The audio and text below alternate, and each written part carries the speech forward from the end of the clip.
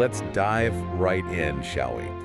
Today we're going deep on something that might not sound super exciting at first glance, but it's actually crucial to how everything runs, especially in further education here in the UK. No, you're talking about governance.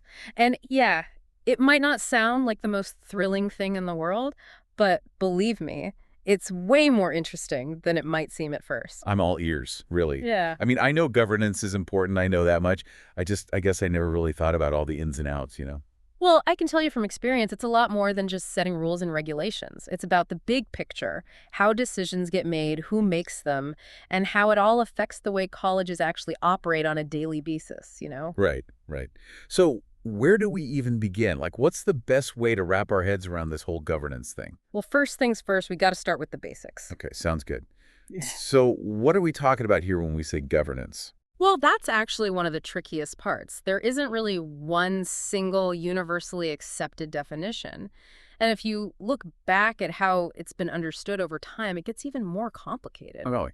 So, like, how do people even talk about it if there's no clear definition? Well, that's the thing. There are actually tons of different definitions floating around, and I think Greystone's historical analysis really helps us understand the evolution of the concept. I'm actually really curious to hear more about that historical perspective. Yeah. What can you tell us about how the understanding of governance has changed over time? Well, Greystone highlighted several different definitions that have been used over the years. Some focus on how institutions achieve their objectives, some emphasize the accountability aspect, and others really zero in on the relationships between all the different players involved. Oh, that's interesting. So it's not just about rules and structures, it's about the human side of things too, like how people interact and work together. Absolutely. And that's one of the things that makes governance so fascinating, I think. It's this interplay between having clear procedures and frameworks in place and fostering those essential relationships between the board, the leadership team, the staff, even external stakeholders, really. Hmm. That's a really interesting point. And it makes me think about something you mentioned earlier about a steering wheel, brakes, and an accelerator. That wasn't about actually driving a car, though, was it? No, no, not at all. It's a brilliant analogy that governance scholar Nordberg uses to explain how governing boards actually operate. Think of it this way. The board is the driver, right? The steering wheel represents setting the strategic direction for the whole college. The brakes are for those moments when you need to pause, reassess, and maybe make some adjustments. And then the accelerator is all about pushing forward, making progress toward those goals. Okay, I think I'm starting to get the picture here. So a new board member is kind of like someone who's just learning to drive, right? They might know the theory, but actually putting it into practice out on the road, that's a whole other story. That's a great way to put it. And just like learning to drive, there's a lot to consider. You've got to be aware of your surroundings, make quick decisions, and adjust to different road conditions. And those road conditions can get pretty rough, right? Yeah. Especially in the world of FE these days. We're always hearing about funding challenges, policy changes, you name it. It's got to be tough to navigate all that. It absolutely is.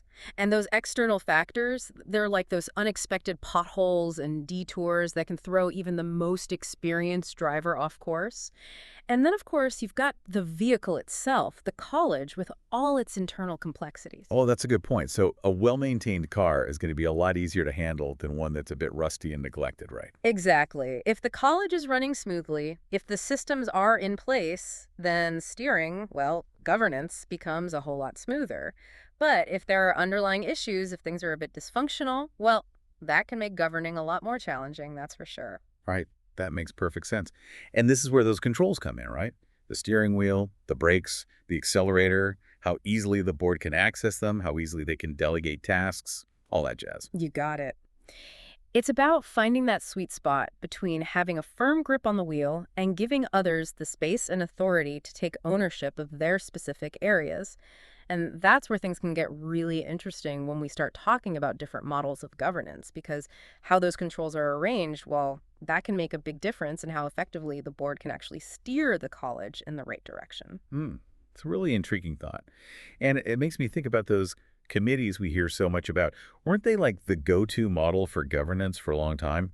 They were. For a long time, the committee model was the dominant approach, especially in further education. You had these big board meetings where a lot of the decisions were made. And then you had all these different committees for specific areas like finance or academic affairs.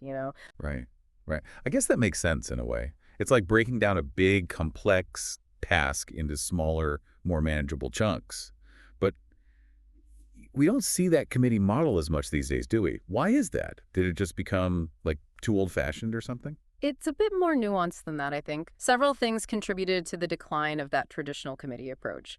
One is that the FE sector itself has become a lot more complex over the years. Oh, for sure. There are so many more demands on colleges these days, right? It's not just about teaching and learning anymore. It's about funding, accountability, competition, all that good stuff. Absolutely. And as the pressures mounted, that committee model with all its layers and potential for bureaucracy, well, it started to feel a bit slow and clunky to some people, like trying to steer a giant ship in a tiny harbor, you know? I could definitely see that. So it's like the FE world needed something a bit more nimble and responsive to keep up with the times, right? And is that where that Carver model comes in? Bingo. The Carver model came along, emphasizing streamlined decision-making, giving more power to the senior leadership team to really drive things forward. It's like trading that big, slow ship for a speedboat ready to zip through those choppy waters, you know? That does sound a lot more efficient, I'll give you that. Yeah. But I have a feeling it wasn't all smooth sailing with the Carver model either, was it? I mean, we've already hinted that there might be some downsides to even the most streamlined approach. You're absolutely right. And this is where things get really interesting because research has shown that there might actually be a connection between the decline of the Carver model and a rise in interventions by the FE commissioner.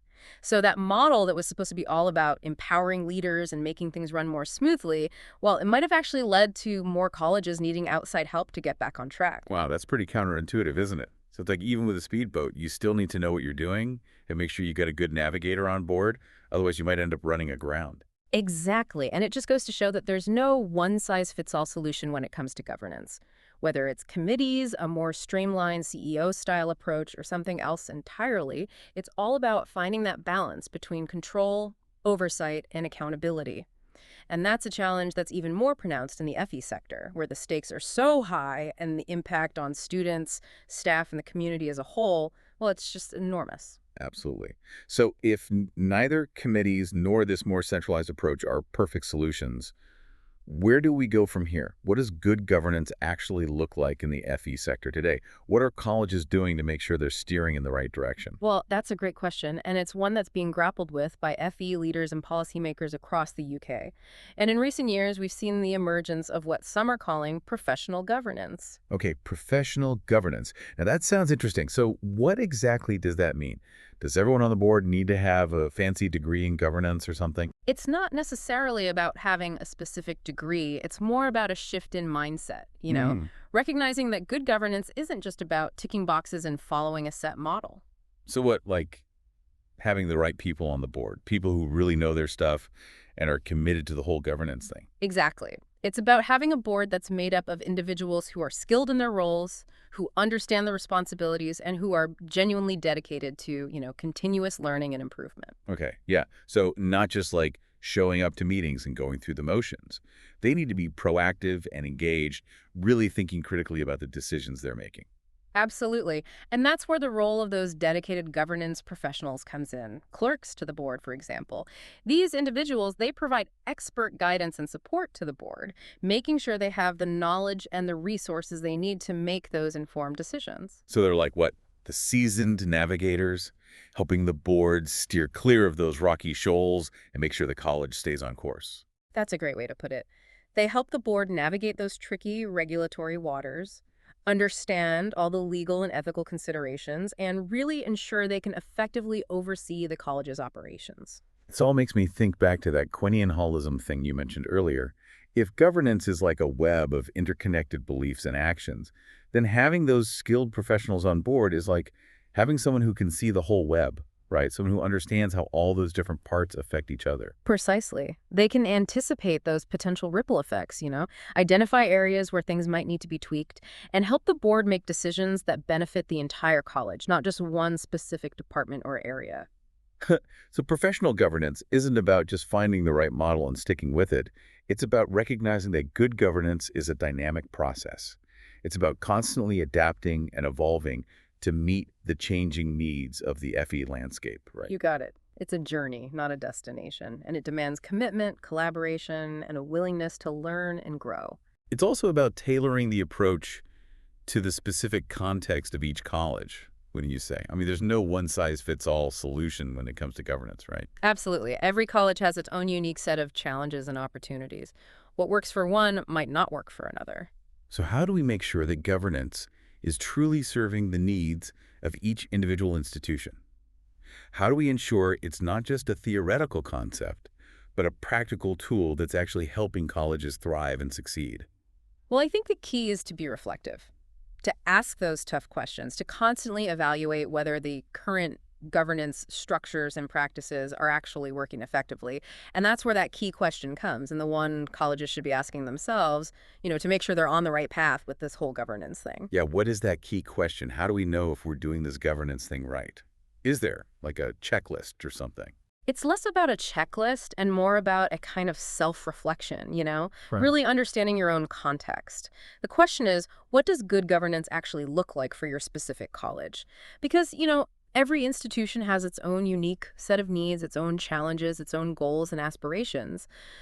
So what works for one college might not be the best fit for another. Right. Right. It's like you can't just take a cookie cutter approach to governance, can you? You've got to tailor it to the individual institution like a tailor making a suit. Exactly. It's about recognizing that there's no one-size-fits-all solution. It's about asking those critical questions, constantly evaluating whether your current governance structure and those practices you have in place, whether they're actually serving the college effectively or not. You know what I mean? Yeah, that makes total sense. So good governance isn't just about finding the right model and then just sticking with it, right? It's about this ongoing process of what? Adaptation, fine-tuning, always looking for ways to improve. That's exactly it. It's not a destination, it's a journey. It's dynamic, not static. And it requires, commitment from everyone involved. It needs collaboration, a willingness to learn, to evolve, to really embrace that idea of continuous improvement. Well, I've got to say, this has been a really eye-opening deep dive into the world of FE governance. I feel like we've covered so much ground. We've talked about definitions, metaphors, those historical shifts in how governance has been understood and practiced, even a bit of philosophy with that Quinian holism concept. That was pretty mind-blowing. It's been a real pleasure exploring all this with you, and I hope our listeners out there, I hope they've gained a better understanding of not only what governance is, but, why it matters so much to the success of FE colleges. Because at the end of the day, that's what it's all about, right? Absolutely. It might not be the most glamorous topic, Yeah. but effective governance, it's like the backbone of any well-run organization. And in a sector as vital as further education, well, it's absolutely essential. Couldn't agree more. So to our listeners, keep exploring these ideas, keep asking those tough questions, and keep striving for that ideal of good governance, whatever that might look like in your own unique context. Remember, it's not about finding the perfect model. It's about creating a system that works for you, for your organization, and most importantly, for the people you serve, the students, the staff, the whole community. Well said. Until next time.